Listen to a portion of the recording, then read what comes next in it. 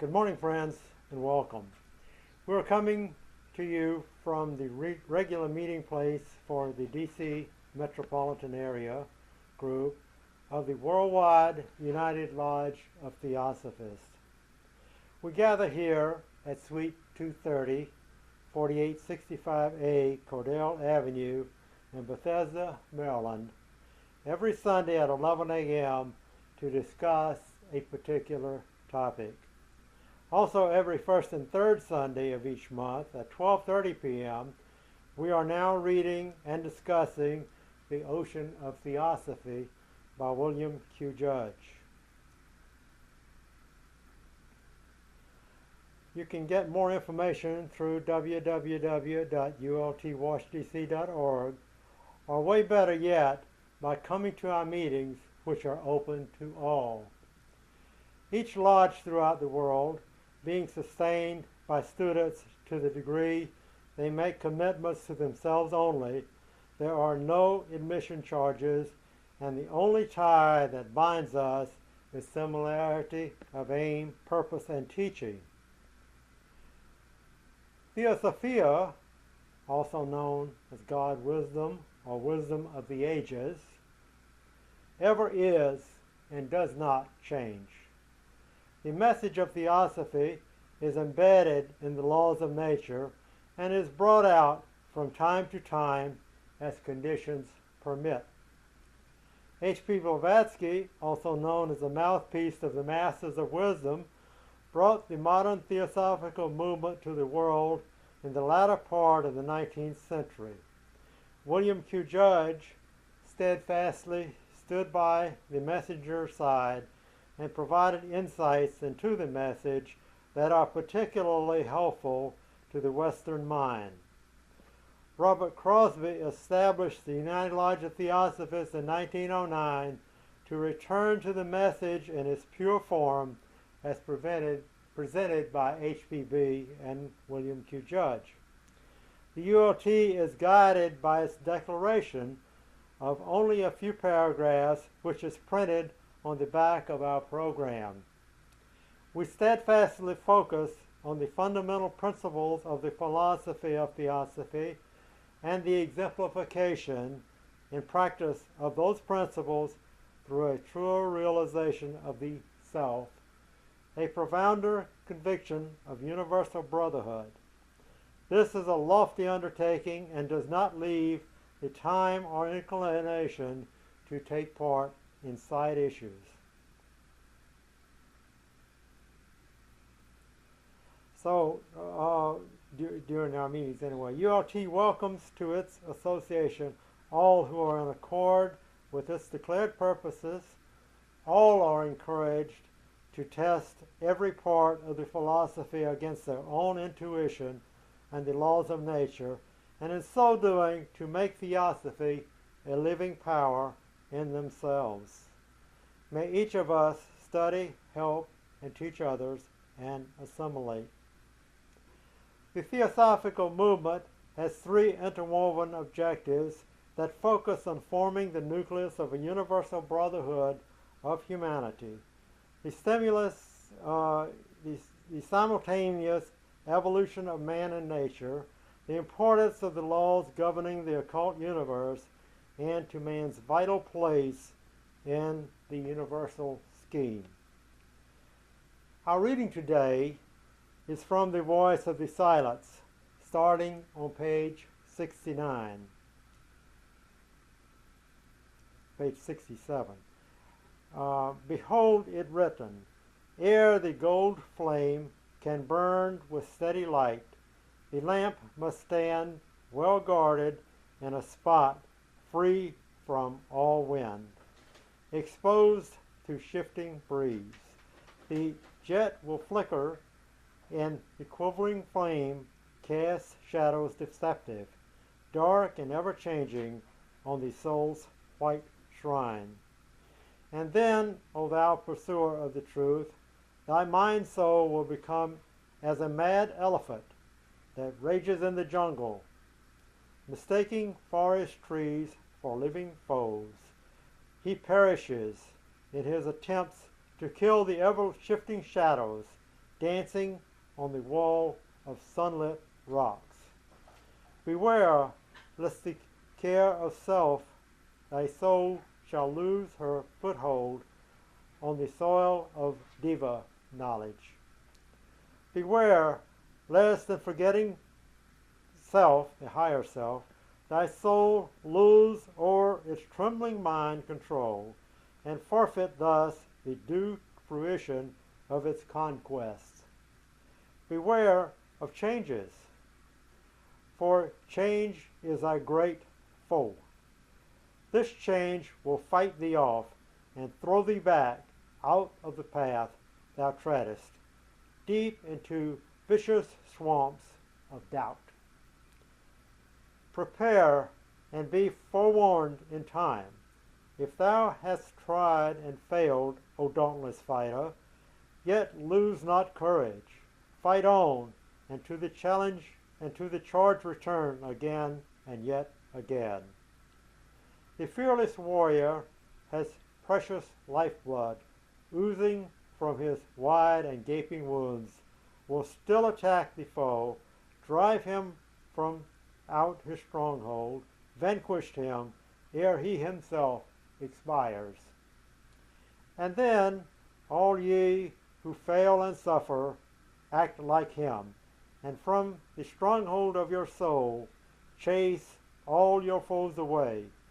Ambition, anger, hatred, into the shadow of desire. When even you have failed, remember, thou that fightest for man's liberation, each failure is success, and each sincere attempt wins its reward in time.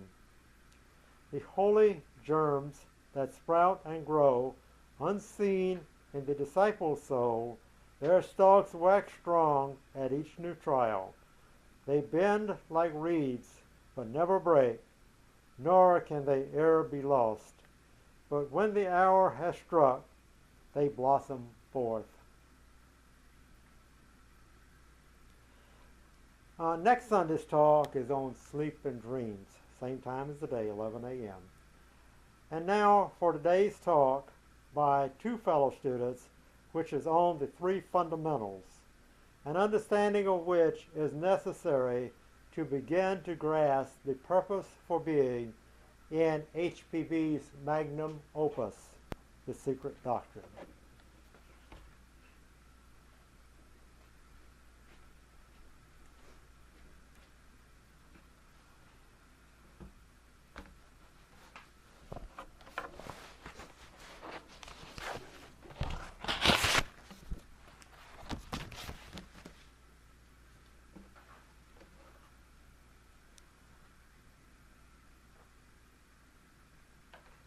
Good morning and welcome everyone.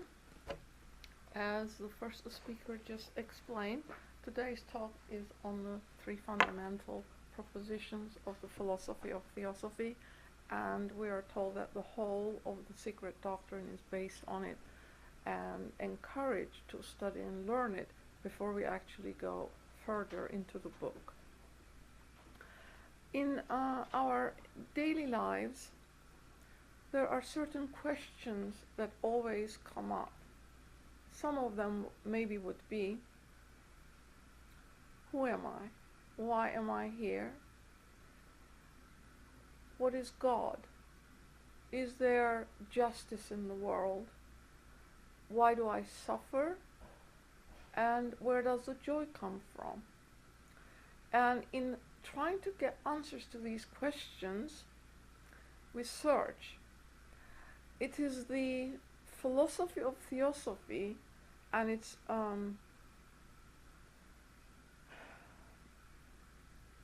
relevance to our lives that gives us a foothold as to how we should approach answering those questions, and in answering them, how we should live our lives. So the first fundamental then is the absolute, which is a very difficult task to understand because it is inclusive of everything. How can we possibly understand the absolute? So in order to make that concept understandable to the human mind, we should start with the one reality that antecedes everything that comes into manifestation.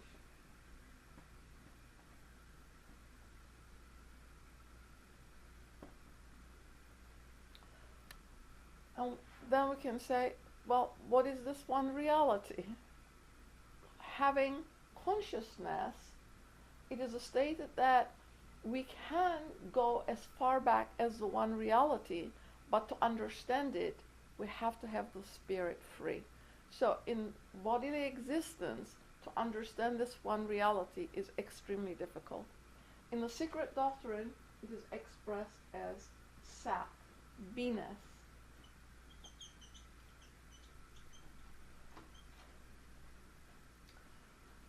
We are introduced to some Sanskrit terminology, Parabrahm,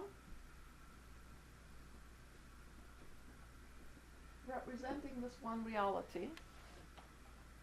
Parabrahm is that which exists prior to all that comes into manifestation.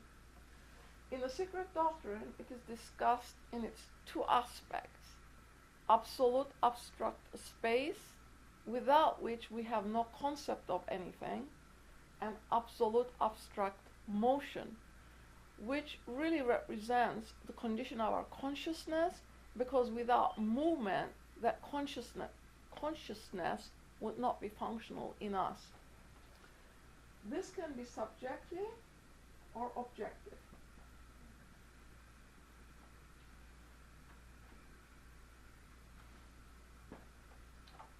So,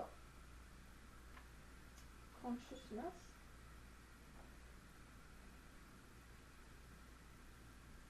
spirit, all these are synonymous terms, and on the objective side, matter. But she also tells us that the atoms which constitute the motion of the universe are ever there, that they are not created.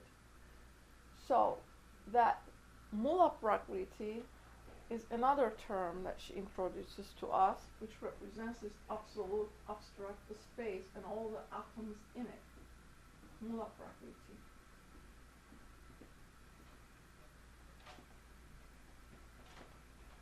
And through differentiation of this homogeneous substance, eventually we come to the concretized substance, which is matter.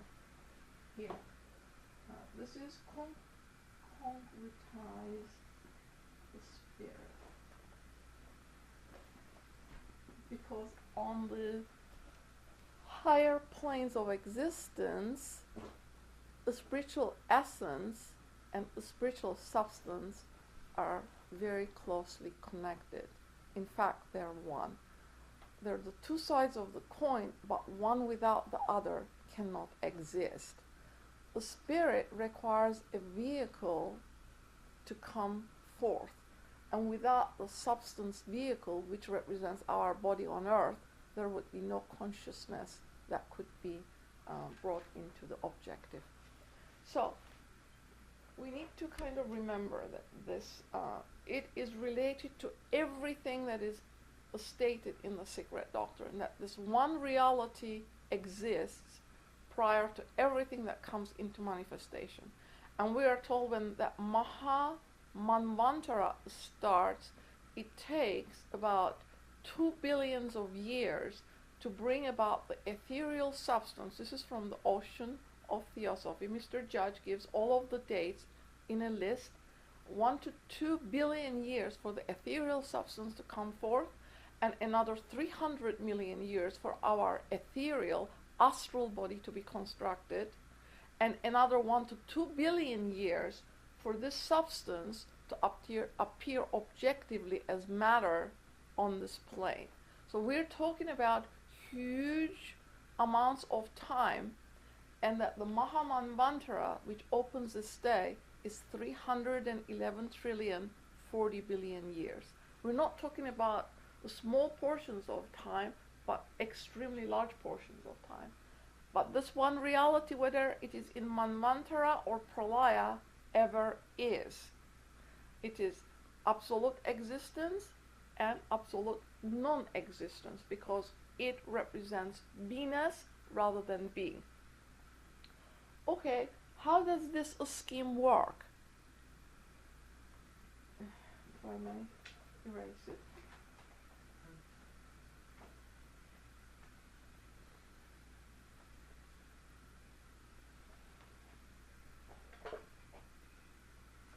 Man, Manu,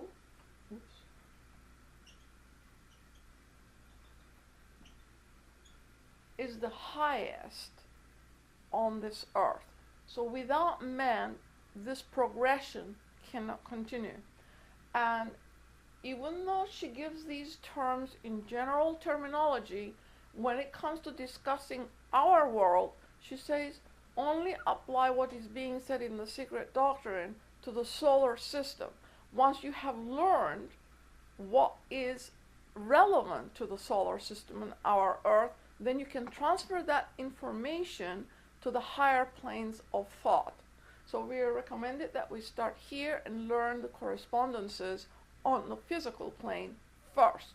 That is particular to the general, and once we have done that, then we can come from general to particular.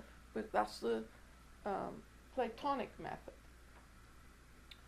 How does this continue? When, and this is a very broad subject, and I'm going to cut it when the time allotted to this subject is at an end, because I cannot give it all in just this little bit of time. Only a condensed form can be presented.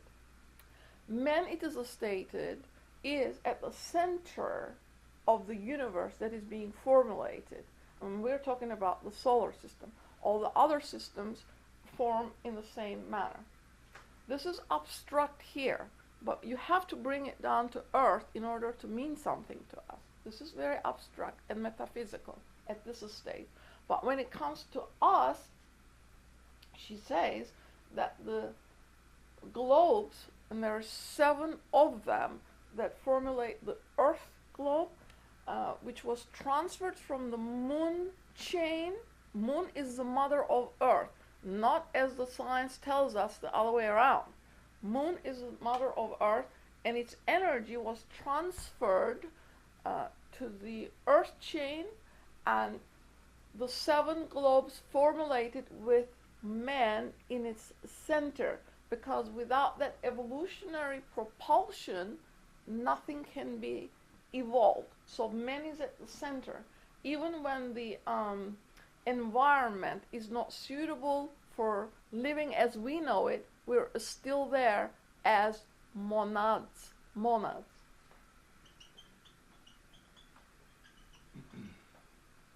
And without monads, evolution cannot take place. This is called a life wave. And we will bring it from here down to here.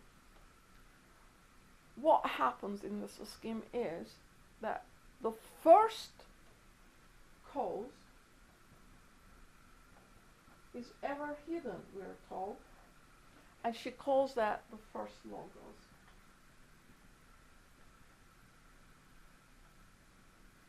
This is the precursor of the manifested. In philosophy, this center of energy is unmanifested because it is so exalted it cannot take any part in manifestation. But the second logos is the manifested one.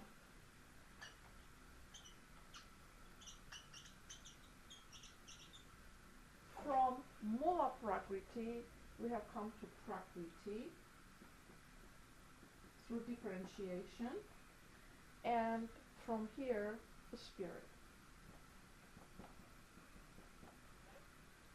One life, Prakriti, and she calls it Purusha in the secret doctrine. So if you're familiar with it, then understanding it becomes a little bit better. The spirit, or Purusha, Prakriti, matter. Actually substance, because it's not concretized at that stage. So first is unmanifested, second is manifested. What is missing in this list? Mahat, the universal soul,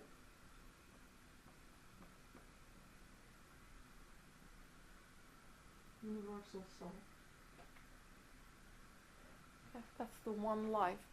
And this is what needs to be understood by all of the humanity, that from here we are men, manu, mahat. We are mind beings. And our mind is a ray of the universal mind.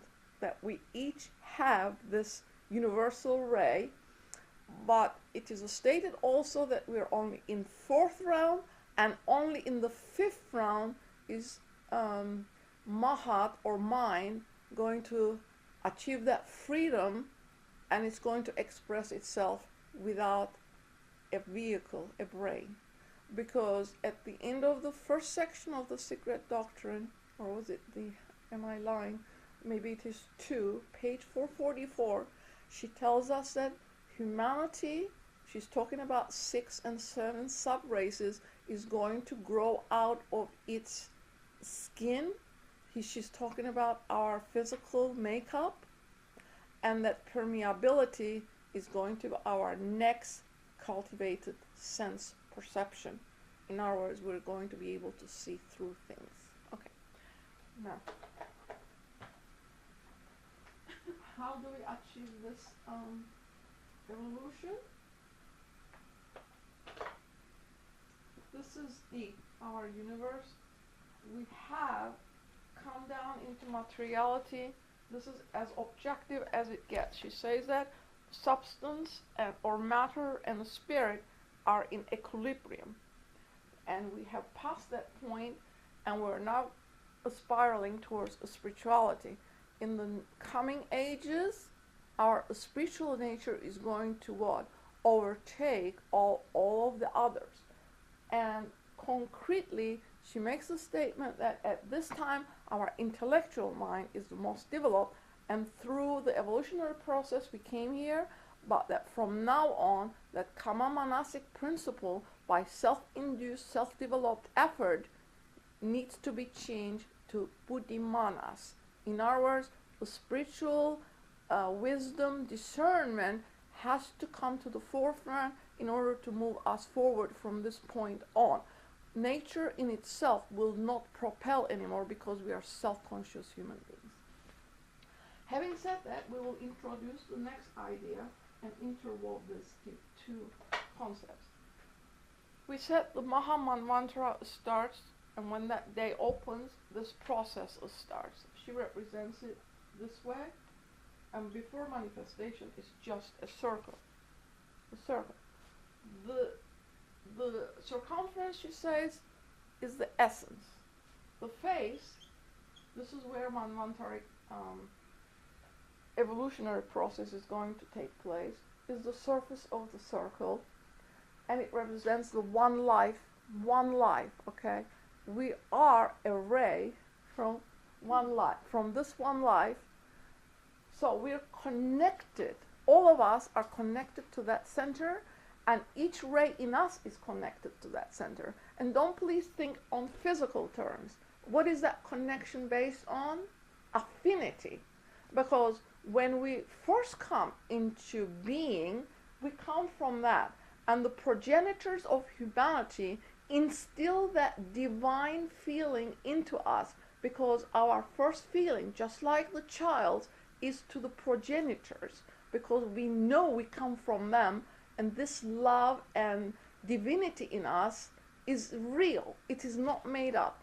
No theory, no misconception can take that innate feeling out of us, because regardless of where we are born, where we are educated, what color we are, what the societal norm is, each human being has that innate feeling in the heart, that they know they come from higher realms, they know that they are divine.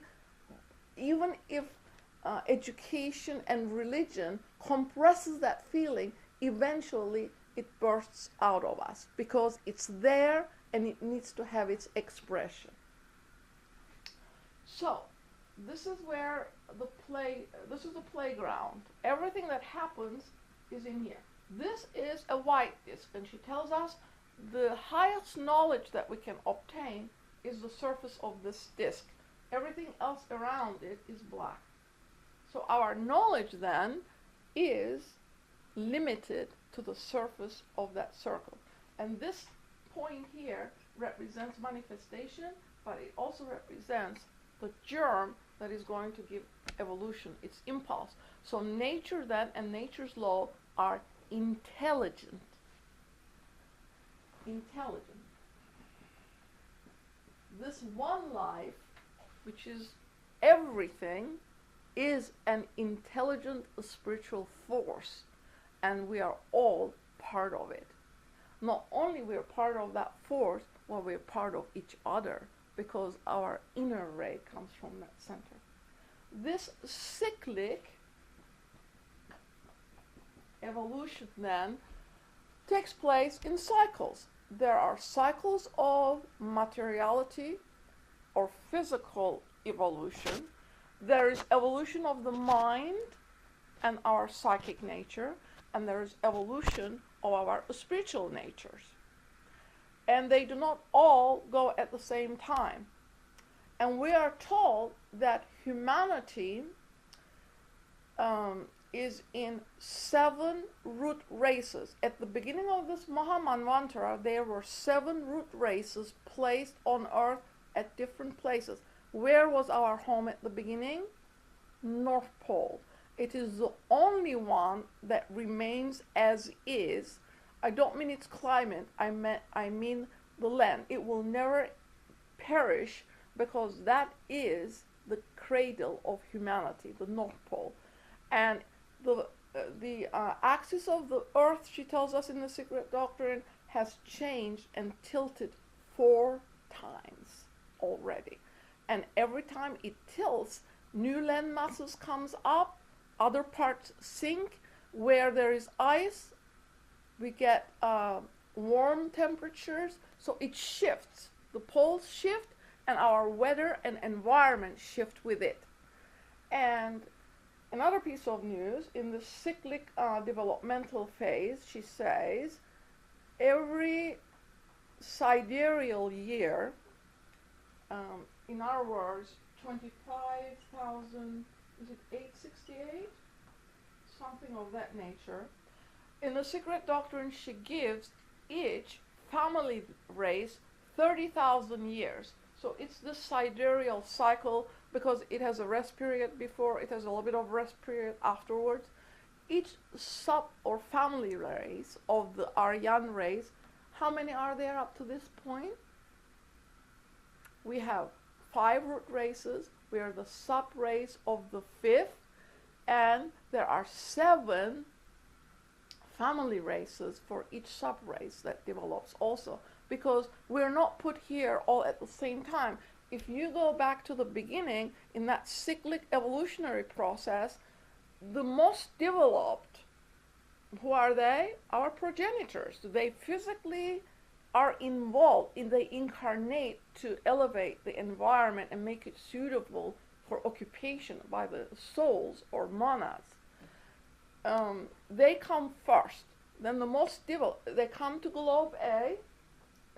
This is another story. We will discuss it another time.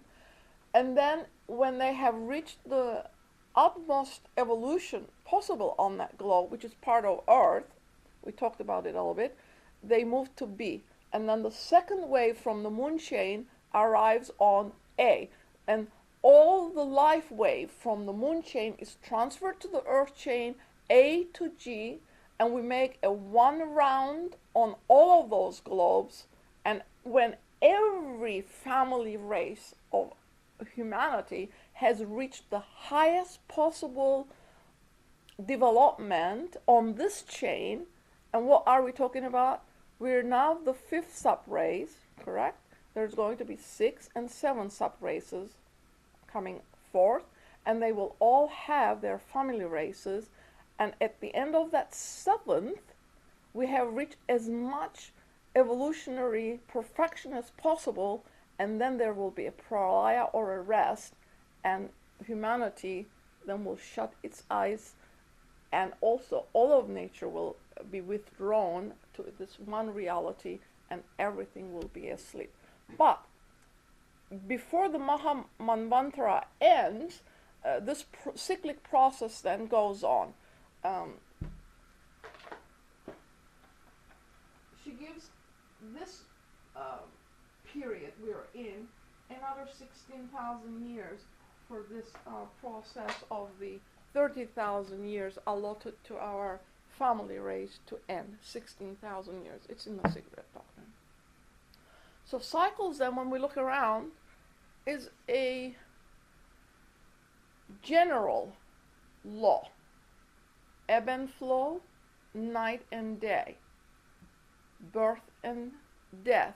It is, without any exception, applicable to all of the kingdoms of our universe. So it is law. And under this law,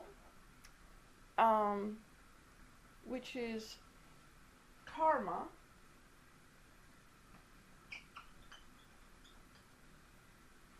we come forth and we go to sleep. And the sleep called death is simply a change of consciousness. We don't disappear. The triad, Atma Buddhi Manas, or a spirit, discernment, and mind, soul, is the part of us that live from life to life, and it is permanent, immortal, and it comes and goes. It comes and goes. What is the purpose of evolution? It is to give the soul a chance to go back to where it started from. At the beginning, it is a virgin soul. It knows nothing about substance. It comes into incarnation. It comes all the way into matter and uplifts everything. This is our responsibility. Our environment is dependent on us as to how we uplift it, because in the Secret Doctrine we are told that each atom in time is going to evolve into a man. This is a very foreign concept to everybody's mind, I'm sure, but that is what is stated. So karma is the law, and up to Brahma, we are told, all is under its sway, and we come and go. We come and go. And this is how perfection, perfectibility is obtained, because the human soul will reach perfection. In the Secret Doctrine says, the seventh, when that time arrives, is going to be mostly made up of adepts. Adepts are the flower of humanity, those souls who were like us, but in some one life they made this promise to themselves that they were going to become impersonal, just like the law is, and become beneficent benefactors of humanity, and remove remove selfishness and self out of the equation, and become servers of those who follow after them. And H.P. Blavatsky gave that unique opportunity to those amongst humanity who wish to follow in their footsteps. Now we will leave this concept here, and we're going to go into the third concept, and another student will introduce that to us.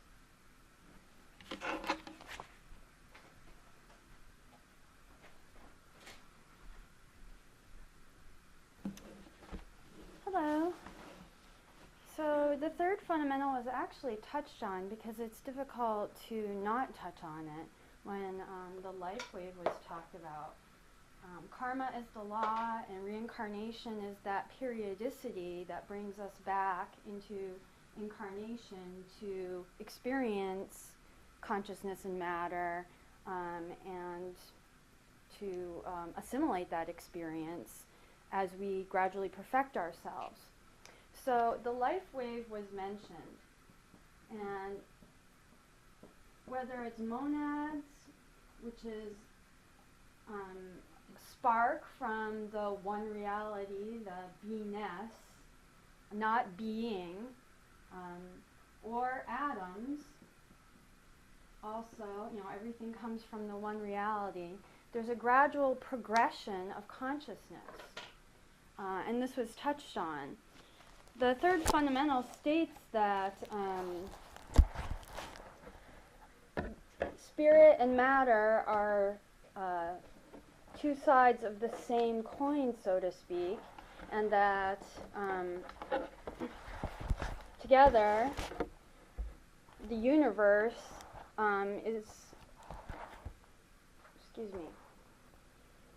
that there is an identity of all souls with that universal oversoul, with the one reality, it being the unknown root.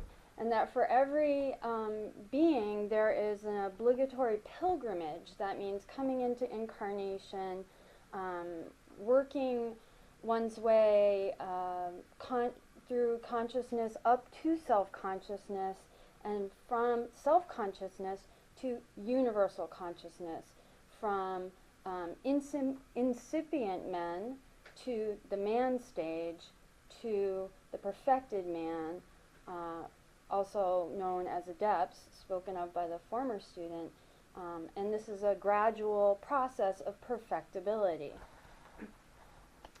It happens in accordance with cyclic law, and no self-conscious unit can have its existence before that spark, that essence that's issued from the one reality, has passed through every elemental form of the phenomenal world and acquired individuality, first by natural impulse, and then by self-induced and self-devised efforts, checked by its karma. So what that means is that there is an ascending scale of being from the elemental, which in the Secret Doctrine, Madame Blavatsky says there are 3 kingdoms of elementals, and then there's the mineral stage. And from the mineral comes the plant stage. And this is a gradual increase in consciousness of the of this world, this realm. And from the plant stage comes the animal stage, and after the animal stage comes the human stage. And that is where we are. So this process works by natural impulse up through the lighting up of consciousness, the awakening of mind, and then it proceeds through self-induced, self-devised efforts, because we become self-conscious, and therefore we have the prerogative of choice, and that also means there's responsibility for those choices. And that's why she says that this process of incarnation, one is checked by one's karma, because we produce causes and we must experience the effects of those. So there are an ascending degrees of intelligence from the lowest to the highest mind, and from the mineral and plant up to the most perfected being.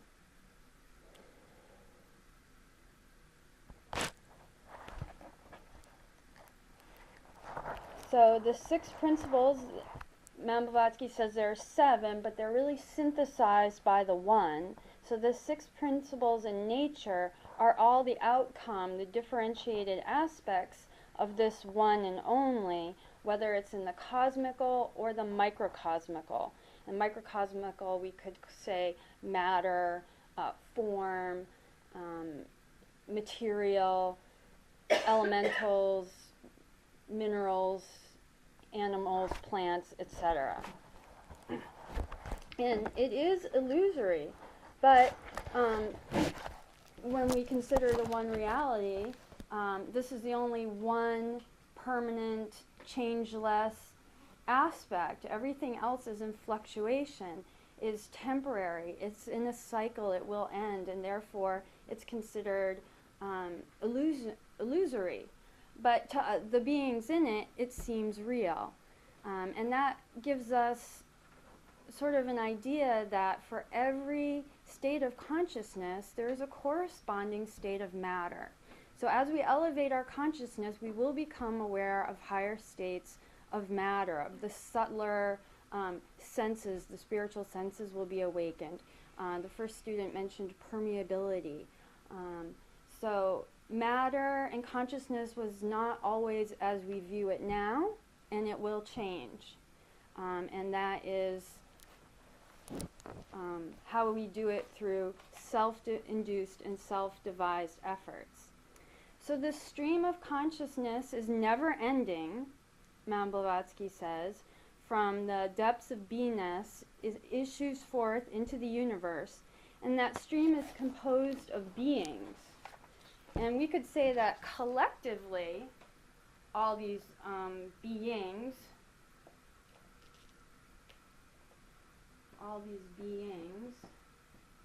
collectively are being, with a capital B. So all these units, all these sparks can represent this, but all of it is under the one reality, the beingness, which because of the pairs of opposites, this is above the pairs of opposites. A being suggests a form, suggests a state of consciousness, and the one reality is beyond all pairs of duality. So collectively being, there are units, and it's an infinite stream. The process is infinite, beginningless and endless. But, she says, be they atoms or monads, there is a finite number. For this term, this cycle, there's a finite number. And they are ultimately, in their root, identical with the universal. They represent aspects, and they vary infinitely in their respective degrees of consciousness and intelligence. Each of them either prepares to become a man, is a man, or is a perfected man. So there are three stages: incipient, and those are the kingdoms below us, three elemental kingdoms, plants, mineral, plant, and animal. And then there's men, as us, and then perfected men. So we could divide them into three stages. And of course, this comprises quite a bit. And the realm of self-consciousness of mind is just, enormous. So this is also, a field of constant growth and discovery. And perfected men we know little about, but as we progress in our consciousness, we'll learn more and more. More becomes revealed to us. A couple more points that I wanted to add is that the steps on this journey that have to be taken by each of us once we become, our mind is awakened, as the first student said, is to reject without reservation any idea of a personal being over us, an intelligent ruler. That there are, instead of a being, a God who's watching each of us and judging us, that this is a constant process of a life wave made up of different levels of beings, and preparing the ground for the kingdoms below, gaining experience, and then serving. So that was talked about. So the three steps, it is said, is to not rely on dependence on limiting ideas as like a personal creator, or dependence on any power, force, or law outside of oneself, because we are all fundamentally sparks of this one life. That the next step is to practice every day as much self-reliance as we can, to gain the habit of moving from within without instead of without within, to make use of the power of self-determination and will force, to think, reason, feel and imagine, and finally to perform an action. So we want to become more familiar with that spark, that inner life that is identical with this. So we want to go from inside out, and that means self-determination, choice, thinking it through, trying not to rely on outside, but to rely on our inner reason, feeling, imagination, and will. Finally, will is that power of the mind which makes things happen. And we could even say it's more than just a power of the mind. It's sort of synonymous with spirit, the spiritual will, so to speak.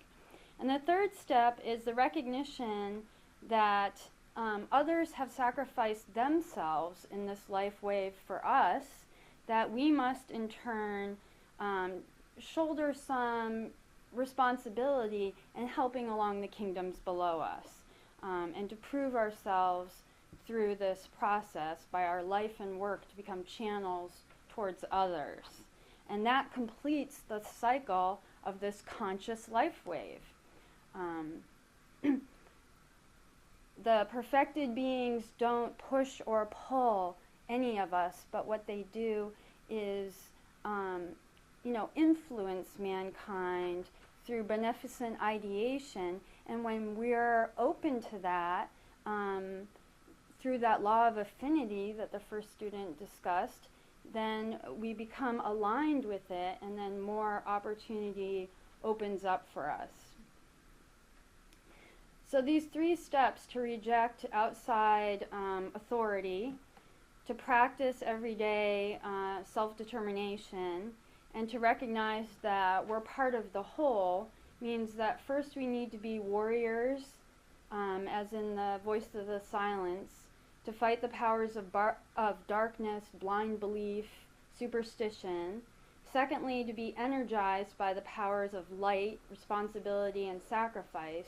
And thirdly, to live the law of brotherhood, which springs from that vision that we all live in the one universal master soul, and that these are, one, it proceeds by cycles, and it's all fundamentally part of the one reality. We think of everything, it's a habit of mind that we think of everything as separate.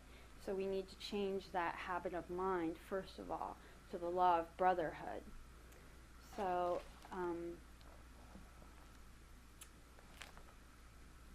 and the last point is, even though this is a cycle and it had a beginning and ending point, it is still a never-ending stream.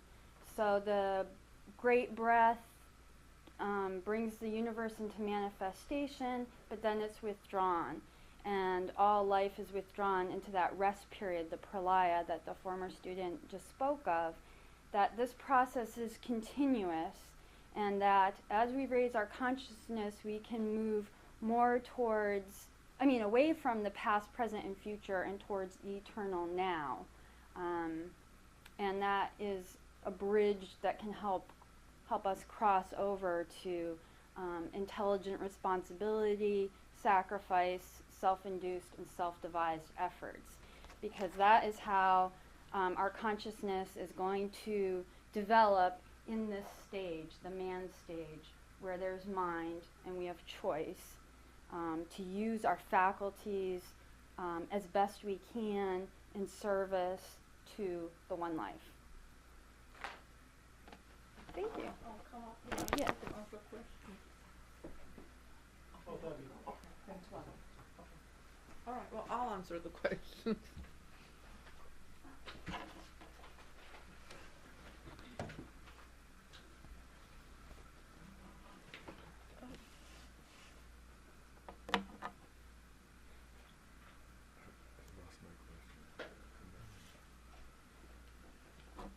Okay, we'll open it to questions. Eva, I sorry. just wanted to ask, what happens after the rest period? Is another 7 cycle begin with the humans? Yes. We'll address it. As the the second student said, this is a continuous process, even though the 311 billion, 40 billion, 311 trillion, 40 billion.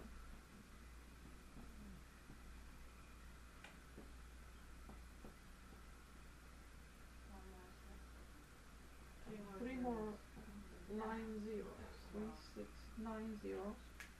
This is a Mahaman mantra. This is the duration that when the day opens for the evolutionary process to begin, these are the allotted years to it. But there are yugas in it because it is portioned into other smaller periods of time. For instance, Kali Yuga, which is the age we're in, which began with the death of Krishna, it is stated that in 1898 concluded its 5,000 year cycle. So we have only spent, is it 400 and how many thousands is it? 420? Something of this nature, I don't remember. 430, thank you. 432,000 years is given to the dark age that we are in. And it has implications. If we double this, it becomes 800 and something, and that is the copper age. You add another another one of these, it becomes the silver age, and another one brings it to the golden age. And the student had given this talk before. In the golden age, we're 400 years. We're given 400 years because it's a very slow developmental stage that we go through. Yes, the environment is stable. All of the monads are cooperative. There is no what's the word, disparity anywhere. So our development is slow in the golden age. Then comes the silver. We're given 300 years because it speeds up a little as we go along. And then 200 years for copper, and this age we're in, 70 to 100 years is given to each mortal to go through this developmental stage in each incarnation. However, as stated, it doesn't have to stay black.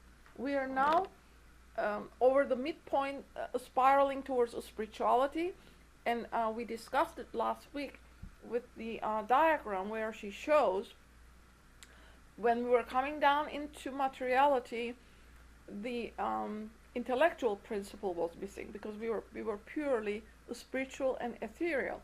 Then we got concretized. Intellectual mind is now in the ascendancy, but on the ascending arc, we're again going towards the spiritual. So the mind principle, intellectuality, will be controlled, and the diva man or the divine mind is going to be the controlling element. And once that happens, Buddhimanas is in conjunction. In other words, wisdom and higher mind work together, and all of our problems then we're able to solve for the benefit of all, because selflessness comes into it, charity comes into it, altruism comes into it, and all of the other words that the other student used for the benefit of all, service in other words. So all these yugas then constitute a life cycle, because we go through 4 ages in each developmental phase. And at the end of this Maha Yuga, which is the totality of everything in it, so I'm saying that there are smaller yugas, and we go through these processes. They don't give the details as to what globe we are in. They only talk about Earth, okay? So where we are in the scheme, because we start on A, then come to B, then to C, now we're on D. That scheme is only given as a skeletal outline.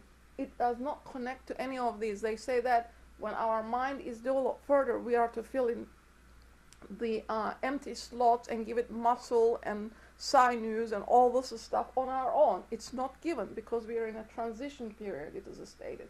But this evolutionary scheme continues, and at the end of each smaller cycle, we have reached perfection to the degree that is possible. And so we rest a little bit and then go on to the next. So those yugas in cyclic form for all of the human families continue. But at the end of this period, everything is withdrawn into the one reality and there is quietude. And even though she says there is no one or nothing, because beingness is again in existence, the same allotted period of rest, this many years, will take place. Even though to us it's eternity, this is how the scheme works. So the rest period at the end of it will be this many years, 340 billion years. But when this period ends, we have achieved as much perfection as we can in this Mahamanvantara, but in the next, a higher perfectibility will be ours. So there is no stopping. What is it that we become? We become divas, forces of nature, just like the Dhyani Chohans are. Our evolutionary process is endless. There is always a higher perfectibility to be obtained. Does that answer your question? Veer, you had a question. I did. Is there a rest period between the ages? Is there a period of?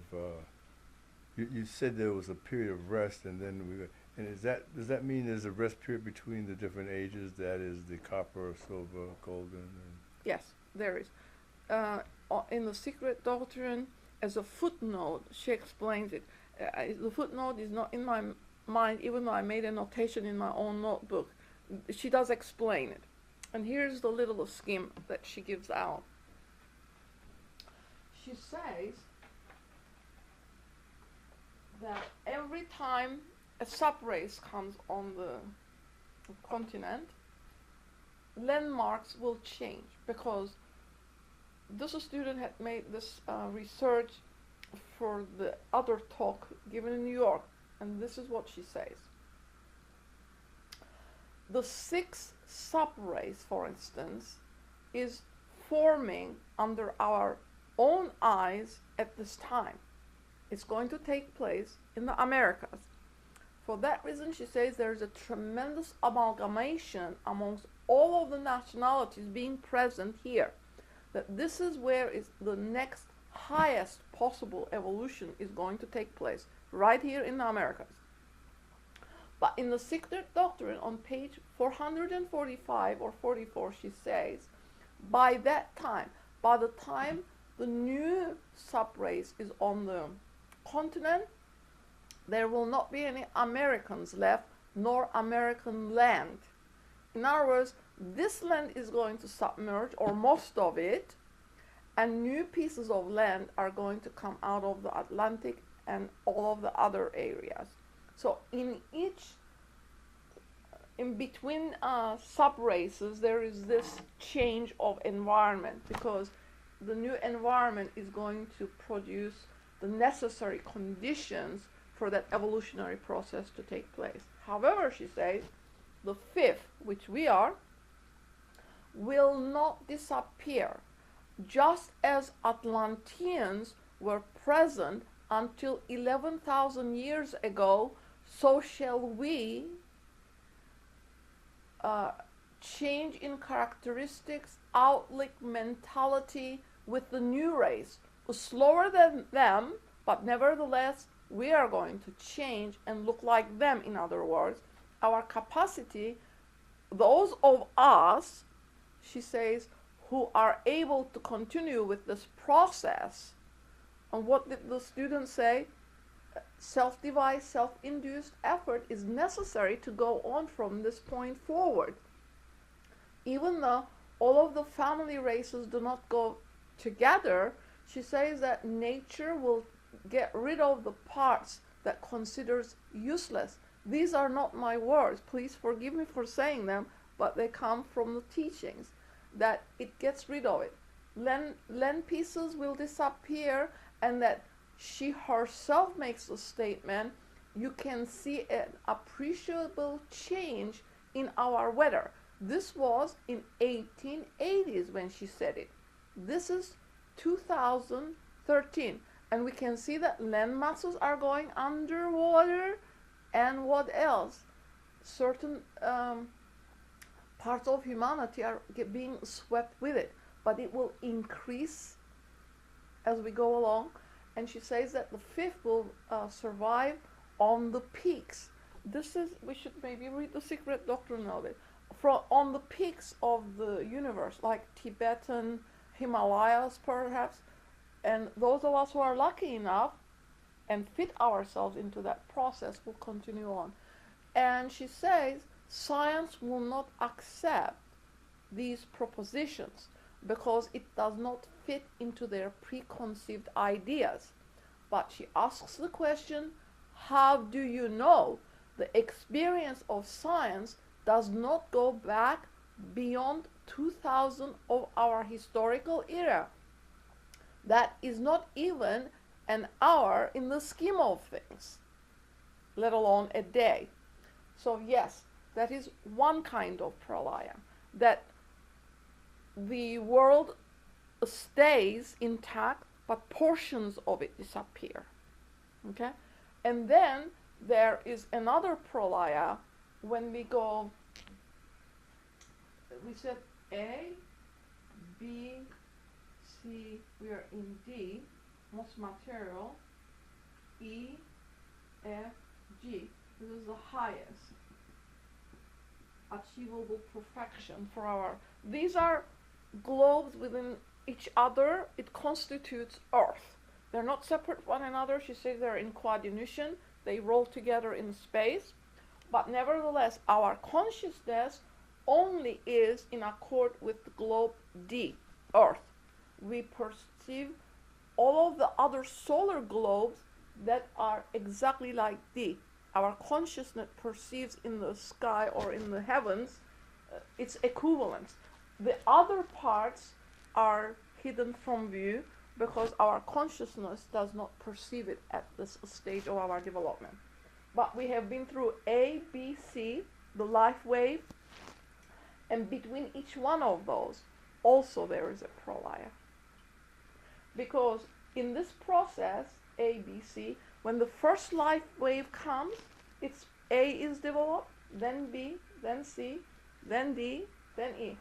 But they're all developed because we have gone through this process how many times? How many times have we gone through? What is this? Fourth round. We're in the fourth round. We have done the circling 3 complete times. Now we're on D. We have to complete E, F, G. After we complete the 7 here, we're the 5th subrace. There's going to be a 6th. And she says once that happens, in another 25,000 years, the 7th will be on the Earth, or however Earth is by then, and then as much perfectibility as is permitted is obtained on D, and then we move to E. And between those, there's a pralaya. Yes? So does that mean there are, at the same time, multiple universes are there, but we just don't have access and we can't see with our Correct. conscious? Correct. Wow. Universe is in the sense that they're together. They roll. They're ethereal. They roll in the sky or in the heavens, wherever it is. She says, do not conceive the idea that they're somewhere else, that all of the levels or all of the globes are in coordination. In other words, they're together, but their substance is not in consubstantiality, meaning that their substance is different, and our consciousness is only attuned to this one, D. So this is probably in agreement with the string theory. They're saying that there are parallel universes. And you just need to know how to access that. She says that the scientific community has to change their ideology a little bit and their terminology as well. For instance, they're looking for a fourth dimension, but she says permeability is the sixth ability of substance. So they need to look at it in a different way. But she says, as long as they do not accept that there are invisible principles and in man, as well as the cosmos, that will not become a reality for this generation.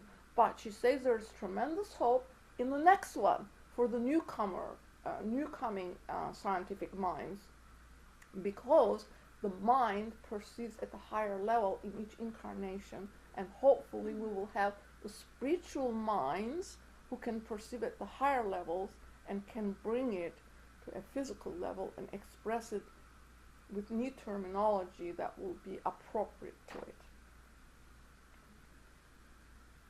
Does that answer it? Yeah. So the pralayas are different, is what she's saying.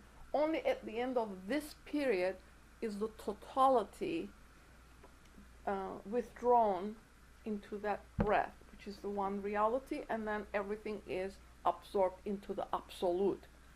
But in between we have pralayas of different kinds when the landmass changes, but not the whole, the globe does not disappear altogether.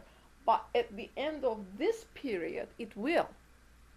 The solar system would have had its highest development. And she tells us that there are beings on the other globes. This is in the Secret Doctrine.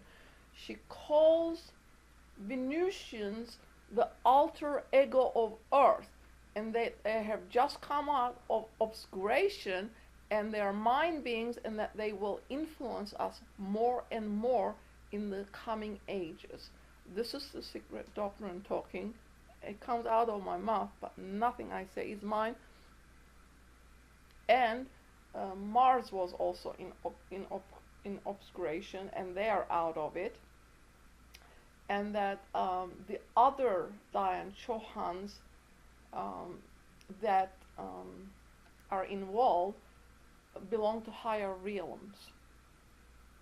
Our Earth being the lowest, I believe, in the chain. The globes that you mentioned. Yes. They come into existence from themselves? Moon chain.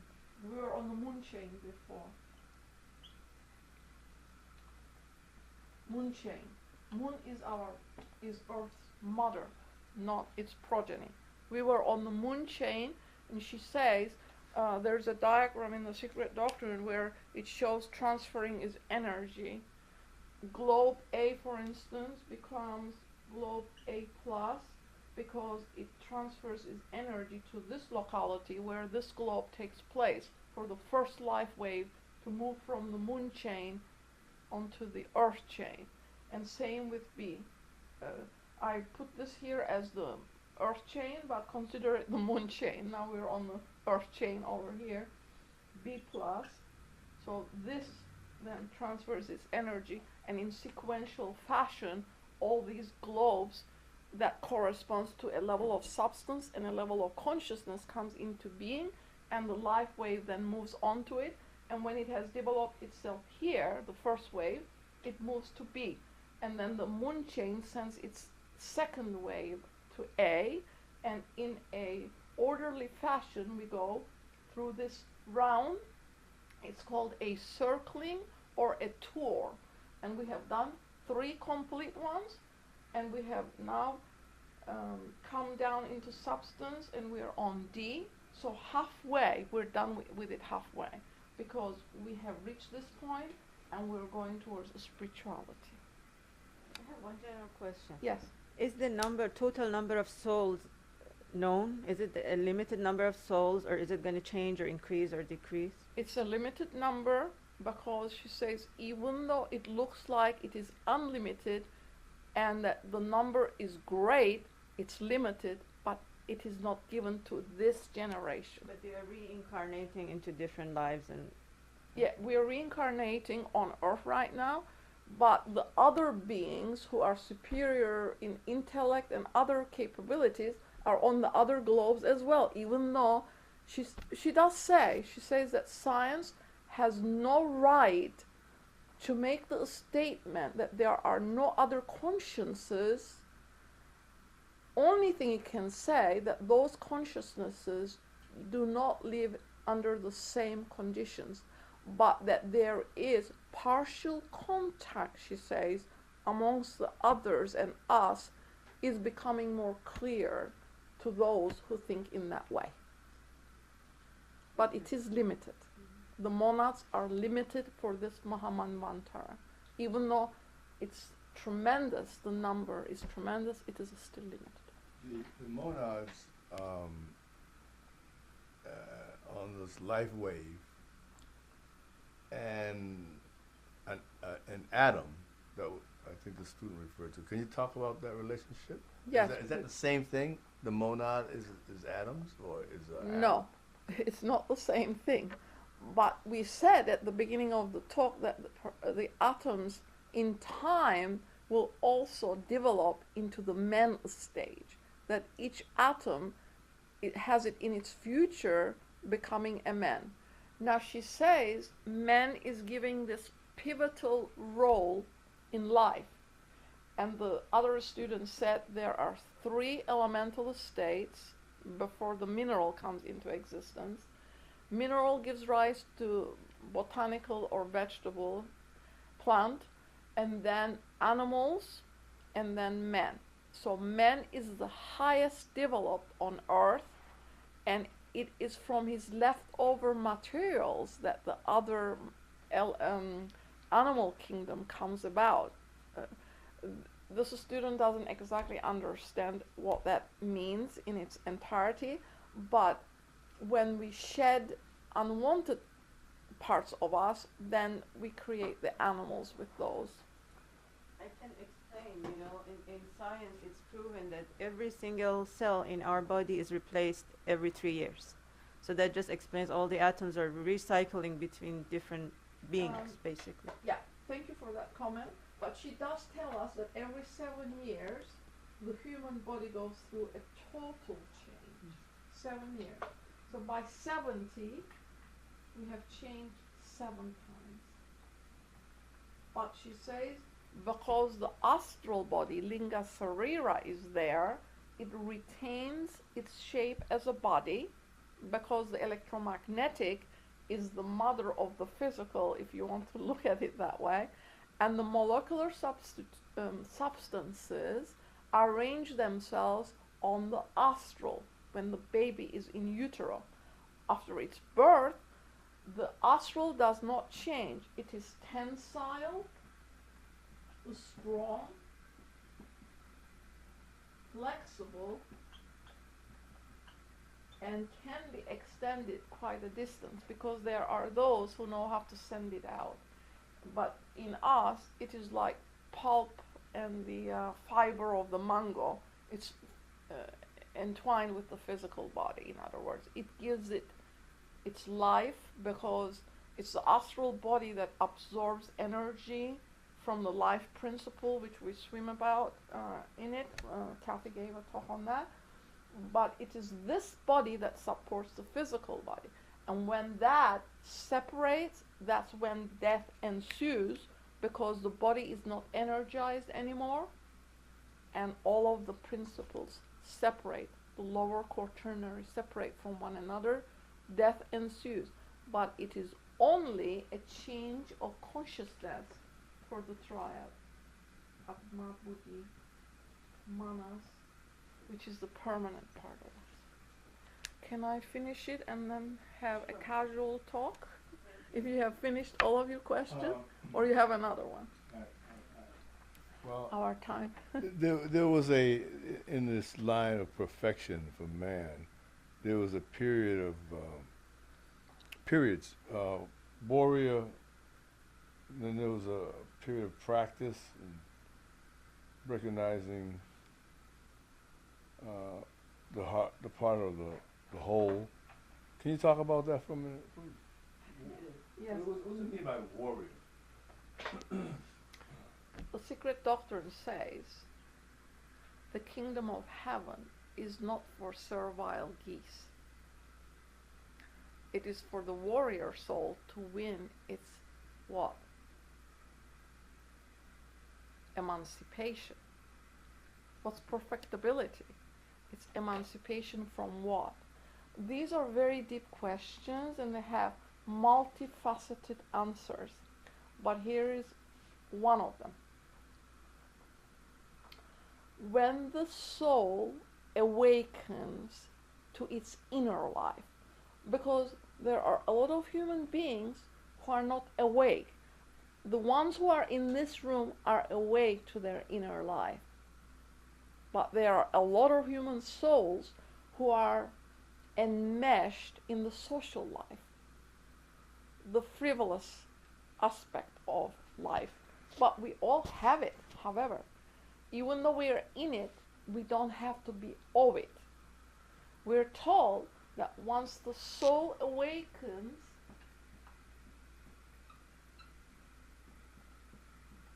what is its yearning? It has a life purpose. The soul knows what it is here to do. It's the personality that interferes with its progress. Personality. I am Tunjai Halil Densler in the slide. I have this form. And when I look in the mirror, this is what I see. But this is not who I am. This is my personality.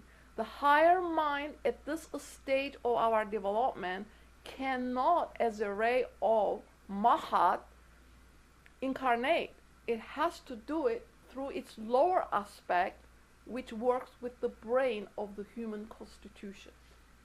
So we have a higher mind and a lower mind, but only in incarnation. There's only one mind, but when we incarnate in a physical body, this is how it works. Science also does not accept this. This is our intellectual mind, and this is our divine mind. We do have one. It does not require a body to work through, but when we are in incarnation at this stage, this is how it influences the personality. But the soul, who goes to sleep and goes through all of the levels of consciousness at night, knows what its mission is. But the personality, because the brain at night goes to sleep, doesn't have a clue. So when we attune ourselves to those things that Kathy was saying before, altruistic work, what were those words she used? I'm not quite sure. She had an article she was repeating from. What did she say it was? Become selfless, become universal, become altruistic in your work, service to humanity. Only when the soul awakens are those possibilities becomes reality, because the personality has an inkling as to where it is going, and it follows the yearnings of the inner life. This is the road that leads to perfectibility, because you're moving away from all of the personal aspects. In other words, the personality willingly has become, what does she call it? Yes, but she calls it enlightened unselfishness. Enlightened unselfishness. It chooses to be unselfish. It is not concerned about itself anymore. It chooses to be inclusive of the others. First, we start with our family. Then we extend it to our community. and then we extend it to our nationality, and then to the universe at large. And we see examples of those coming in. She says that this process of preparing for the next subrace is already on the planet. You see kids coming in, and at 6, they have a mission. She says to her mother, Please don't cover up the mic with your own. I'm sorry. She says to her mother, Mom, I want to help this group of people in Africa. They have no resources. The mother enables the child, 6 or 8, however, very young. And the kid is physically involved in the website. She collects it, purchases, and sends it. This is what is required. We are trying to emulate what needs to be done, but the incoming young souls who are awakened are automatically fitting themselves into that mode of service to humanity. There was another kid who is now in Canada who physically went to Africa, brought water to a village, and that process took off. He raised the money at school and otherwise, $8,000 or something like that was necessary. So here is these young kids who have this universal mind operative in them because the soul is awakened internally to service to humanity. What is that called? The part sacrificing itself for the whole. Here is the teacher and her colleague.